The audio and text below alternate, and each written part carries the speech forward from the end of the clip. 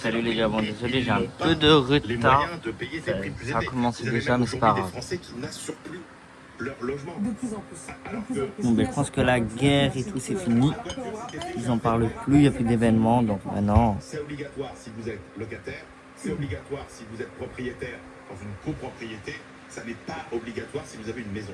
Je voudrais qu'on parte tout de suite sur le terrain. Jordan Lasserre qui nous attend dans le Tarn-et-Garonne, précisément là où ce jeune garçon, cet enfant de 12 ans a perdu la vie hier soir. Est-ce qu'on en sait un peu plus sur les circonstances de ce drame? Voilà, l'événement ce soir à 17h.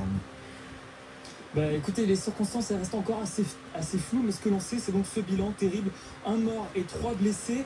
Le drame est survenu aux alentours de 20h hier soir aux abords de la rivière Aveyron.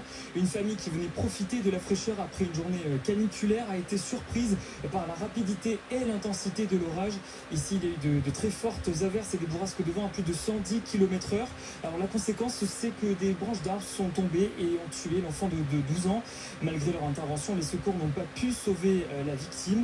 Pour rappel, le Tarn-et-Garonne faisait partie donc, vous le disiez, des 57 départements placés en vigilance orange par Météo France pour ces orages.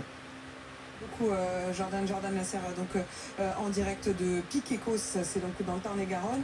Cette question effectivement de l'impact d'abord de la vigilance, mais la vigilance avec parfois effectivement un événement qui peut surgir de manière extrêmement brutale, et c'est là que j'aimerais entendre votre expertise, Gaël Musquet, puisque vous êtes météorologue et spécialiste de la prévention des risques naturels. Quand on voit ce qui est arrivé à ce jeune garçon, à sa famille, puisque 3 de ses sœurs ont également été touchées et blessées par ces chutes d'arbres alors qu'il était au bord donc du Tarn. Comment prévenir davantage? Est-ce possible? On a des systèmes de vigilance qui fonctionnent.